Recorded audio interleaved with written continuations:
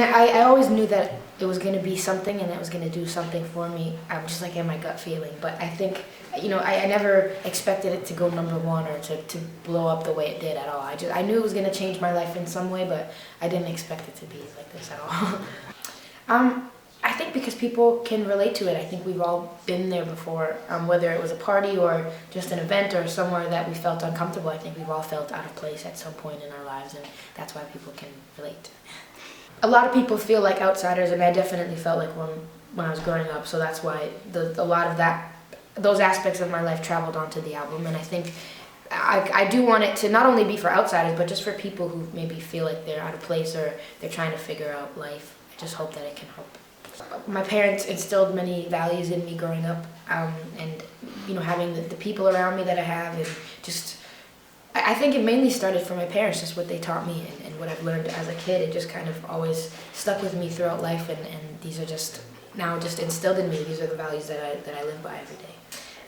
So production-wise, well, lyrically, it was Sebastian Cole and myself who did the lyrics and the concept of the song. And then production-wise, it was actually Kuya Productions who produced the demo, and then about a year later, we got it reproduced by Pop and Oak in LA, because we were out in Los Angeles at the time. So it kind of, as it evolved, more people kind of got involved with it. And also in the production, there's a sample of Isaac Hayes or Portishead, as you might know, may not know. But yeah, so there's many little elements in there production-wise and things like that, and a lot of people involved to kind of help it evolve.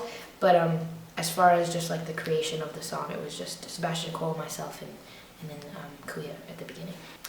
I think it's different now than it was when I was making the album, because I made the album a while back now, about a couple of years ago. We started 3 years ago, so my writing process, of course, is a lot different, and I think I'm more comfortable being a writer now than I was then. I think then I may have been more dependent on things or dependent on a certain place, but now because I'm traveling so much, I don't get to be in the studio, so I kind of have to change my writing style, and now I just kind of, when I have time, just take my guitar and make some chords and then come up with lyrics after.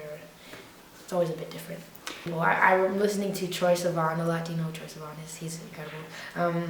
Who else? A lot of Rihanna's new album, a lot of Kevin Garrett, a lot of Oh Wonder, and then Ed Sheeran, of course, Drake, all the other artists. But yeah. Yeah, definitely. I would love to. I mean, I'm touring in many places in Europe now, but I'll be back here really soon. And I have many plans for this year. I think I'm just going to be touring and performing this whole time. So simple. There's not a lot. It's not like crazy on stage. I think there's just 4 people and myself.